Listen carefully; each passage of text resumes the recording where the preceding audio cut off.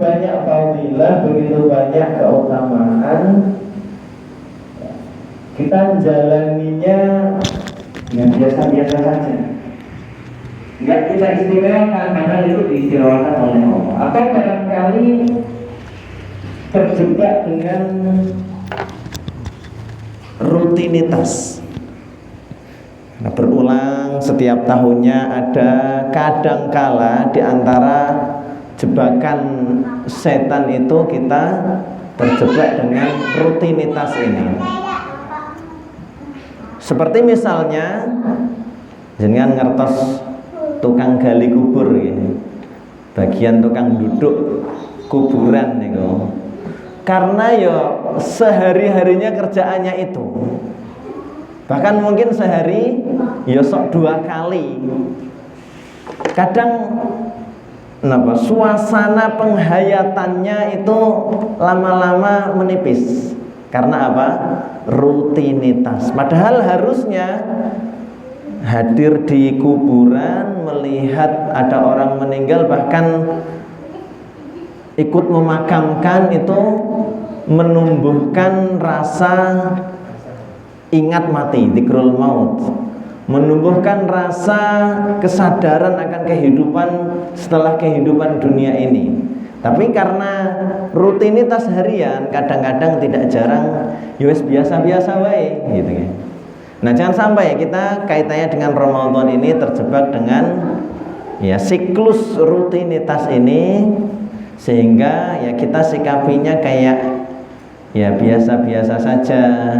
Nggak ada yang kita persiapkan secara spesial, dan nggak kerasa nanti kita masuk Ramadan, kita jalani hari-hari Ramadan, ya tahu-tahu kemudian Ramadan berakhir, berlalu, kita tidak mendapatkan secara maksimal fadilah-fadilah dari Ramadan itu.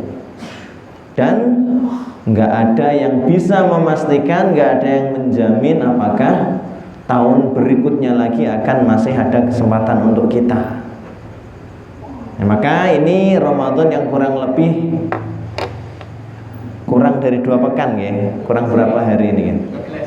12 hari.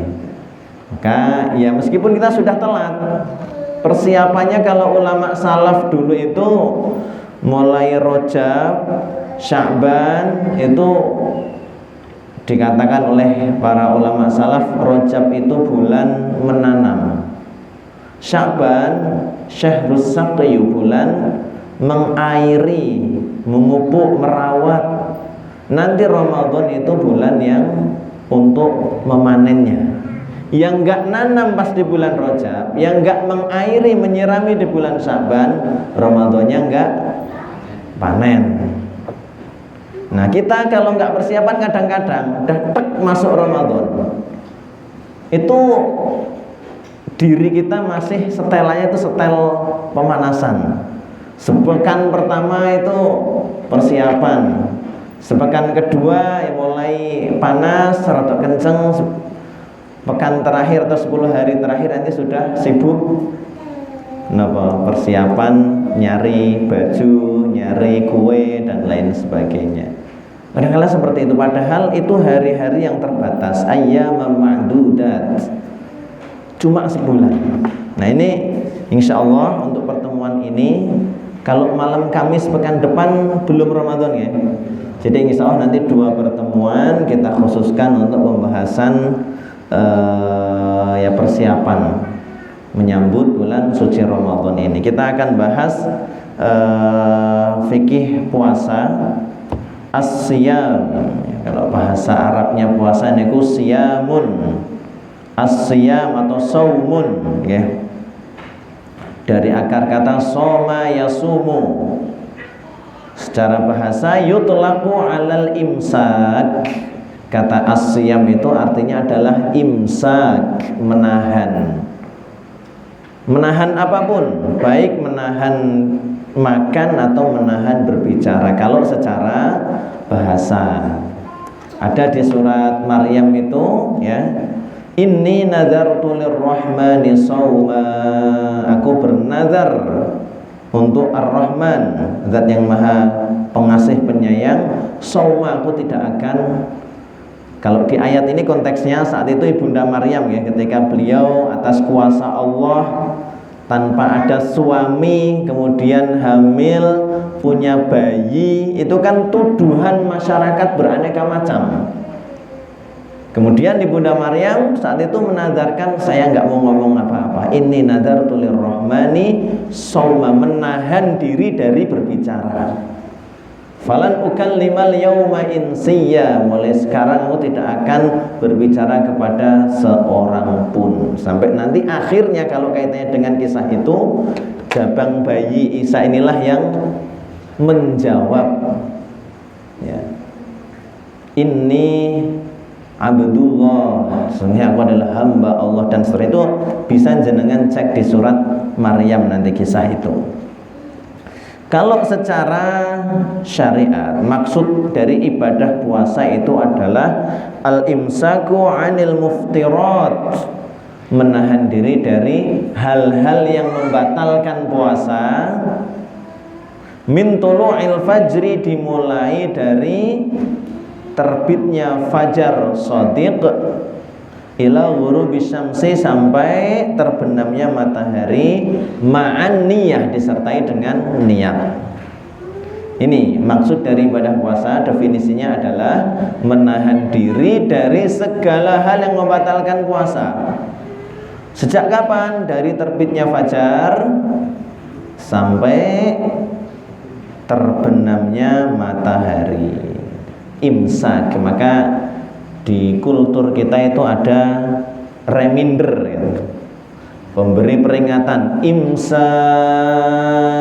gitu, mulai menahan ya. Aslinya kalau benar-benar batas tetnya itu pas mancing waktu subuh, itu batas tet ya, batas benar-benar nggak boleh sama sekali pas sudah masuk waktu fajar. Cuman kadang ya untuk kehati-hatian itu sekitar 10 atau 5 menit sebelum mancing waktu subuh. Nah, sebelum kita berbicara seputar fikih atau hukum-hukumnya, ini diawali dengan pembahasan fadilah-fadilahnya ya. Agar apa? Agar kita semakin tergugah, semakin tersadarkan. Fadluhu, fadilah daripada ibadah puasa ini, ada cukup banyak hadis ya, yang menyampaikan kepada kita semua tentang keutamaan puasa ini.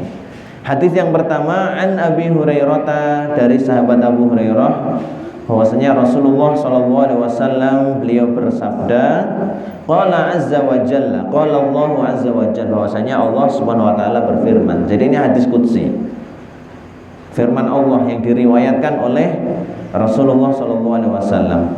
Kullu amali bani Adam lahu, setiap amalan anak Adam itu untuknya ya.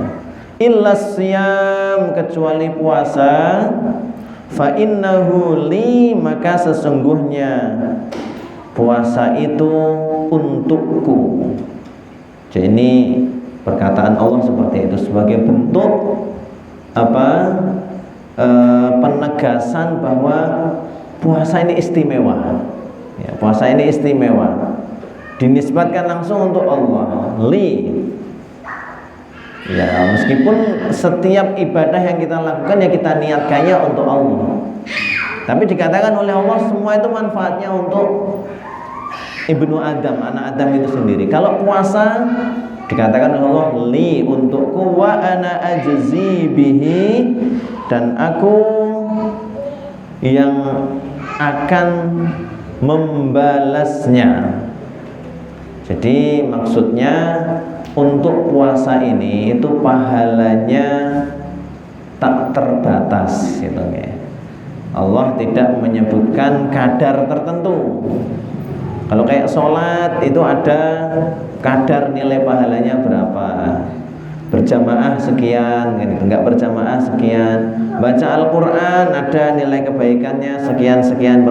Tapi puasa itu Allah menyampaikannya, wa ana ajzibih, dan aku yang akan membalasnya secara langsung. Wasiyamu junnaton, dan puasa itu sebagai perisai.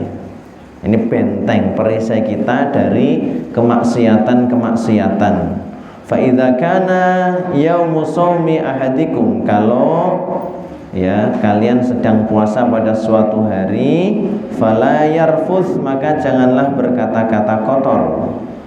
Wala yaskhab, dan jangan memaki-maki. Wala yajhal, dan jangan menghina. Fa in syatamahu ahadun aw qatalahu, kalau kemudian ia dicaci maki atau di syatmun, itu apa ya? Ya, diumpat oleh seseorang, aw qatalahu, atau diajak kelahi, falyaqul, maka hendaklah ia mengatakan, inni shaimun, sesungguhnya aku orang yang berpuasa, marratain, 2 kali. Walladzi nafsu Muhammadin biyadih, dan demi zat yang jiwa Muhammad ada di tangannya, la khulufu famis shaim, sesungguhnya air liur dari mulut orang yang berpuasa itu atyabu, lebih wangi, indallah, di sisi Allah pada hari kiamat, ya yaumal qiyamati, min rihil misk, dibanding aroma parfum misik. Jadi minyak wangi misik itu ya minyak wangi yang harumnya itu semerbak ya. Pada hari kiamat kelak, ingat, pada hari kiamat kelak, bukan pas sedang puasanya itu ini misik-misik, bukan. Ya tetap kalau secara indrawi manusia ya namine napa, idune tiyang nembe siam niku nggih bau, nggih tetep bau. Tapi yang dimaksud hadis ini niku kan nanti di sisi Allah pas hari puasa enggak apa-apa, bau karena puasa. Nanti itu di sisi Allah pas hari kiamat lebih wangi daripada aroma parfum misk. Walis-shaimi farhatani yafrahuhuma, dan bagi orang yang berpuasa itu ada 2 kebahagiaan yang ia rasakan. Satu, idza aftara fariha bi fitrihi, ketika berbuka ia akan merasakan kegembiraan. Lare-lare niku biasanya yang ekspresif ya. Puasa denger kentrong maghrib. Ternyata kentong atau kira azan ya, azan maghrib. Wah, niku senenge luar biasa, buka kan ngoten. Jadi memang secara alamiah orang berpuasa, dan dijanjikan di hadis ini pasti merasakan kebahagiaan ketika berbuka. Itu kebahagiaan yang pertama. Kedua, wa idza laqiya rabbahu fariha bisaumihi. Nanti pas ia ketemu dengan Rabbnya, ia akan bahagia dengan amalan puasanya itu. Rawahu Ahmad wa Muslim wa Nasai. Hadis ini diriwayatkan Imam Ahmad, Imam Muslim, dan Imam Nasai. Yang kedua, riwayat Imam Bukhari dan Imam Abu Dawud.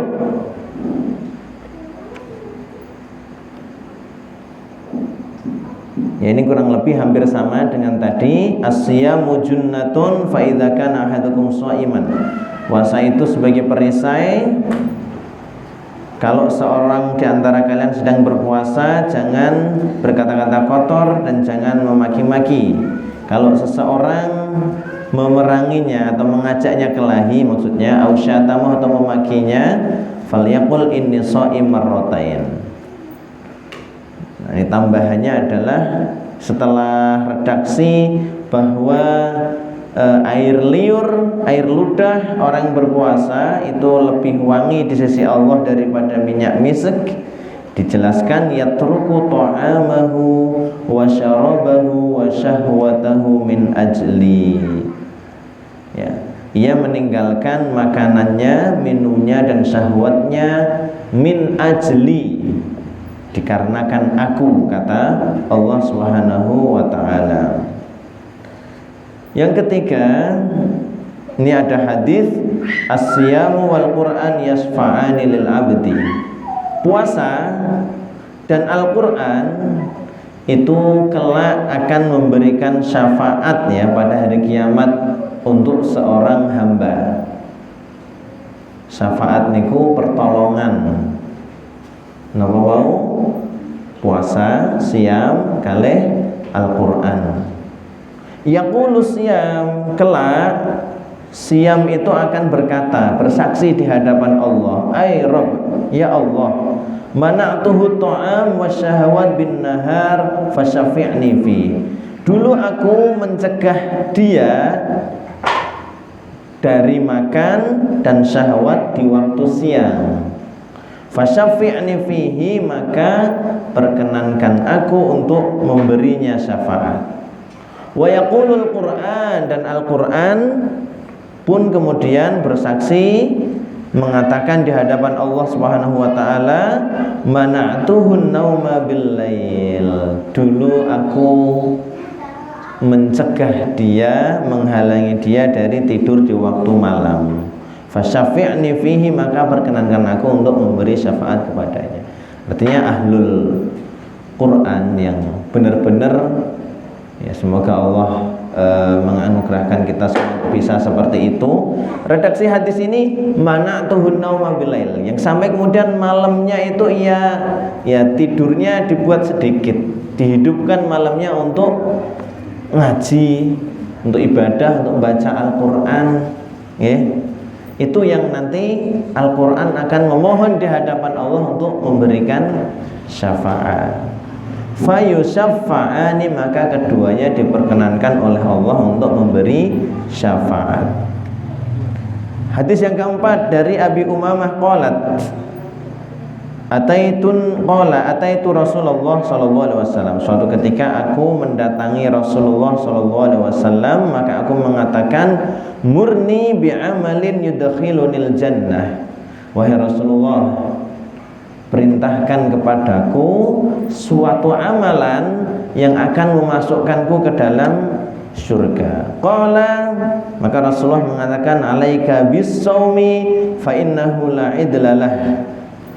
Hendaklah engkau berpuasa, karena puasa itu enggak ada tandingannya. Summa ataituhu tsaniyah, kemudian aku datang kepada beliau kedua kalinya. Faqal, beliau kemudian mengatakan lagi, alaika bisyam, hendaklah engkau berpuasa. Di sini riwayat Imam Ahmad, Imam An-Nasai, Imam Al-Hakim, dan Imam Al-Hakim mensahihkannya. Kemudian ada juga hadis dari Abu Sa'id Al-Khudri radhiyallahu an, anna Nabiy sallallahu alaihi wasallam qala, bahwasanya Nabi sallallahu alaihi wasallam beliau bersabda, la yasumu 'abdun yawman fi sabilillah illa ba'adallahu bidzalikal yawm an-nara an wajhihi 70 kharifan. Tidaklah seseorang berpuasa satu hari di jalan Allah kecuali Allah akan menjauhkannya dengan puasa itu, ya, menjauhkan orang tadi neraka dari wajahnya 70 kharifan, sejauh 70 kharif. Kharif ini apa ya? Anggap saja kalau ukuran jarak saat ini 70 km gitu. Tapi kharif, satu kharif itu ya ukuran jarak di zaman Rasulullah dulu. Intinya dijauhkan orang yang berpuasa itu, ya, yang berpuasa satu hari di jalan Allah akan dijauhkan wajahnya dari neraka.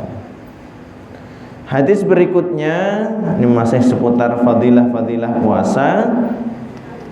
Dari Sahal bin Sa'ad bahwasanya Nabi SAW bersabda, inna lil jannati baban, sesungguhnya surga itu memiliki suatu pintu, yuqalu lahu ar-rayyan, yang dinamakan dengan pintu ar-rayyan.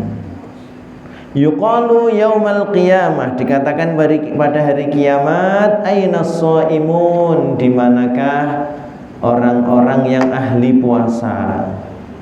Fa idza dakhala akhiruhum, kalau kemudian yang paling akhir dari ahli puasa itu telah masuk, ughliqa dzalikal bab, pintu itu akan tutup lagi. Jadi ada satu pintu khusus yang Allah siapkan bagi yang gemar berpuasa.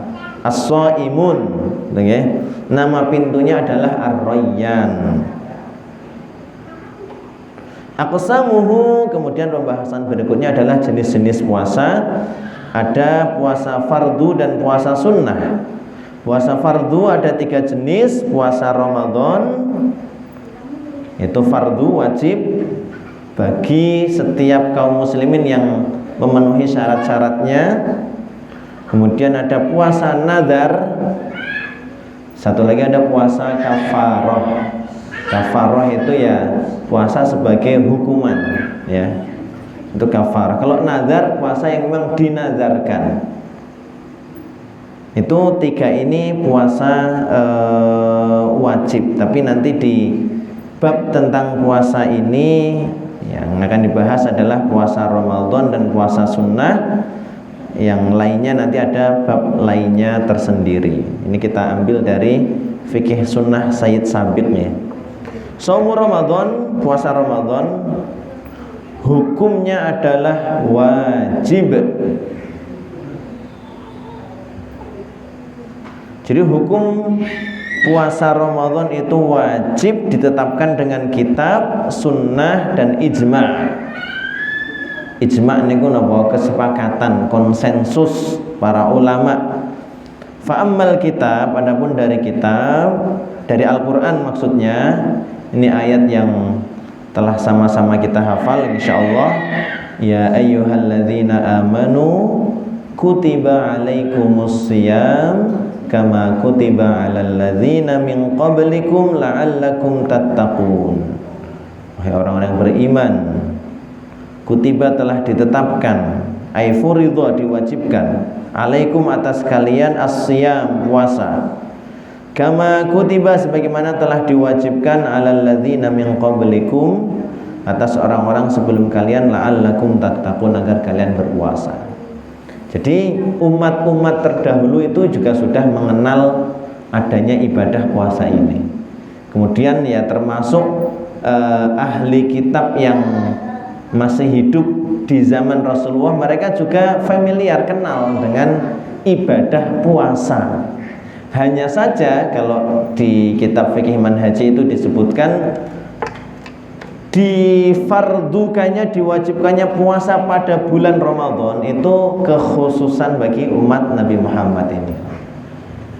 Jadi dengan umat-umat dahulu ya sama-sama ada kewajiban puasa, tapi umat Muhammad mendapat keistimewaan, kekhususan diwajibkan puasa di bulan Ramadan. Syahrul Ramadan alladzi unzila fihi al-Qur'an hudan lin-nasi wa bayyinatin minal huda wal furqan. Syahrul Ramadan, bulan Ramadan, alladzi unzila yang diturunkan fihi di dalamnya Al-Qur'an. Ya. Hudan sebagai petunjuk, linnas bagi umat manusia, wa bayyinatin dan sebagai penjelas dari petunjuk itu tadi, wal furqan dan sebagai pembeda antara yang hak dan yang batil. Faman syahida, barang siapa yang menyaksikan di antara kalian asyhara datangnya bulan Ramadan, falyasum maka hendaknya ia berpuasa. Maka hendaklah ia berpuasa. Ini menjadi dalil dari Al-Qur'an bahwa puasa Ramadan itu hukumnya wajib. Dari hadis, ini juga hadis yang masyhur, buniyal islamu ala khamsin. Islam itu dibangun di atas 5 hal, 5 fondasi.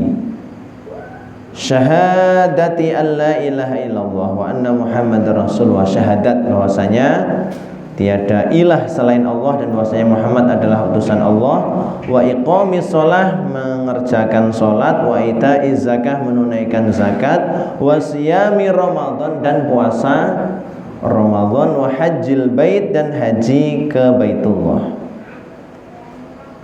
Juga ada hadis lain, anna rajulan sa'alan Nabi sallallahu alaihi wasallam, ada seseorang yang bertanya kepada Nabi sallallahu alaihi wasallam. Faqal, ia mengatakan, ya Rasulullah, Akhbirni, kabarkan kepadaku, amma faradallahu alayya minasyam, tentang apa yang diwajibkan oleh Allah atasku dari puasa. Maka Rasulullah menjawab, qala syahrul Ramadan, pada bulan Ramadan. Jadi yang wajib ya hanya pada bulan Ramadan ini tadi, kecuali nanti ya tadi untuk orang-orang tertentu dan dengan sebab-sebab khusus kafarah atau nazar. Tapi yang secara umum yang diwajibkan oleh Allah atas kita semua untuk puasa adalah di bulan Ramadan. Qala, laki-laki tadi berkata lagi, hal alayya ghairuh, apakah ada yang lainnya? Qala, Rasulullah menjawab, la, tidak. Illa an tatawwa, kecuali engkau mau mengerjakan yang sunnah. Ya, jadi yang lainnya itu sunnah-sunnah. Wa ajma'atil ummatu ala wujubi siyami Ramadan, dan umat telah bersepakat, berijma atas wajibnya puasa Ramadan, dan bahwasanya Ramadan adalah salah satu rukun Islam yang dzaruri untuk diketahui dari agama Islam ini. Wa anna munkirahu kafirun murtadun anil Islam, dan bahwasanya yang mengingkari puasa ini ia telah kafir, murtad dari Islam. Wa kanat fardhiyatuhu, dan pensyariatan difardukannya puasa ini pada hari Senin bulan Sya'ban tahun kedua Hijriyah. Itu disyariatkan, diwajibkannya oleh Allah puasa atas umat Islam tahun pinten tadi? Kedua Hijriah. Dan Rasulullah selama masa hidup beliau berpuasa Ramadan selama 9 tahun. Tahun kedua ini sampai nanti menjelang wafatnya beliau, itu beliau berpuasa selama menjalani puasa Ramadan itu selama 9 tahun. Keutamaan bulan Ramadan ini dan keutamaan beramal di dalamnya. Nanti kita awali dengan keutamaan-keutamaan ini dulu. Satu, ada hadis ya, bahwasanya Nabi SAW ketika hendak masuk bulan Ramadan, beliau menyampaikan kepada para sahabatnya, qad ja'akum syahrun mubarak, telah datang kepada kalian bulan yang penuh berkah. Ufturidhu alaikum siyamuhu, diwajibkan atas kalian puasa. Tuftahu fihi abwabul jannah, dibuka di dalam bulan tersebut pintu-pintu surga. Wa tughlaqu fihi abwabul jahim, dan di bulan tersebut ditutup pintu-pintu neraka. Wa tughallu fihi syayatin, dan setan-setan dibelenggu. Jadi pas Ramadan musuh kita tinggal diri kita sendiri sebenarnya. Tinggal diri kita sendiri. Setan diikat, prei mboten nggodho. Libur. Cuman kadangkala ya dalam diri kita ada hawa nafsu juga. Wa annan nafsa la ammaratun bisu'. Nafsu, hawa nafsu yang senantiasa memerintahkan, membisiki yang buruk-buruk ya. Kalau kemudian ada pertanyaan, loh setan jare dibelenggu kok ya sing akeh sing maksiat. Oh, sing maksiat itu setan wujud menungso berarti. Karena setan itu minal jinnati wan nas, dari jin dan manusia. Yang dari kalangan jin diikat, sing mboten diikat sih berkeliaran niku yang dari jenis manusia niku. Kayaknya penjelasannya setan itu sifat. Nah, kalau jin itu nama makhluk, manusia nama makhluk. Baik dari kalangan jin ataupun dari kalangan manusia yang sifatnya itu membangkang sama Allah, gaweane maksiat ya. Itu setan. Niki mobil apa niki? Mancing waktu isya nggih. Sedikit lagi, fihi lailatun khairun min alfi syahr. Di bulan itu ada satu malam yang nilainya lebih baik dari 1000 bulan. Man hurrima khairaha, barang siapa yang terhalang tidak mendapatkan kebaikan malam itu, faqad hurrim, sungguh ia terhalang, ya, benar-benar telah terhalang dari kebaikan, ya, gitu. Malam kita kenal dengan istilah malam, ya sebenarnya malam qadar, karena lailah itu artinya karena diterjemahkan gitu malam qadar, atau kalau dalam bahasa Arabnya lailatul qadar, ya. Dan banyak sekali fadilah-fadilah dari bulan Ramadan ini. Kita pilih beberapa yang,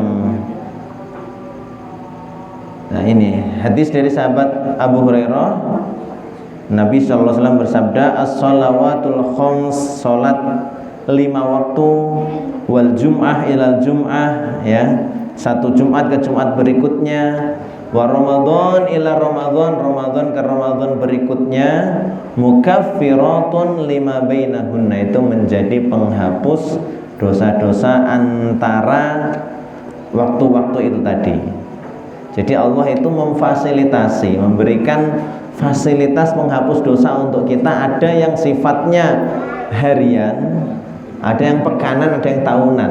Harian itu satu waktu sholat ke waktu sholat berikutnya. Pekanan hari Jumat ke hari Jumat berikutnya. Yang tahunan bulan Ramadan ke bulan Ramadan berikutnya. Itu ya, kalau kita resapi, oh benar-benar itu Allah ingin kita itu dosanya terhapus sebenarnya. Kemudian pintu tobat yang dibuka lebar-lebar. Ma'idat tunibatil kabair, selama dosa-dosa besar itu ia jauhi.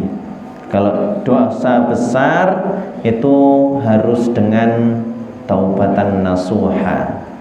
Kalau dosa-dosa kecil ya bisa terhapus dengan ibadah-ibadah yang memang Allah berikan keutamaan, ya, bisa menjadi penghapus dosa-dosa. Kan banyak puasa Arafah, puasa Asyura, itu kan menghapus dosa-dosa, tapi ya dosa-dosa kecil.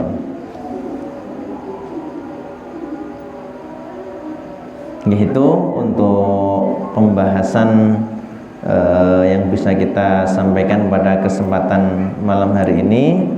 Insya Allah yang malam Kamis pekan depan kita lebih ke seputar fikihnya, ya.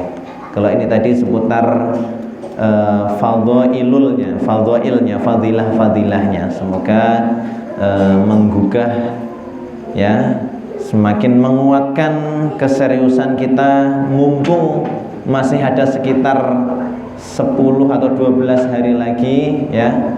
Ayo kita siapkan diri ini, ya, semaksimal mungkin, sebaik-baiknya, mulai direncanakan program-program kebaikannya, ya, dan lain sebagainya. Semoga Ramadan tahun ini, ya, kita dimudahkan oleh Allah untuk bisa memaksimalkan. Intinya niku. Kita cukupkan, kita tutup dengan hamdalah dan doa kafaratul majlis. Alhamdulillahirabbil alamin. Subhanakallahumma wa bihamdika asyhadu an la ilaha illa anta astaghfiruka wa atubu ilaik. Assalamualaikum warahmatullahi wabarakatuh.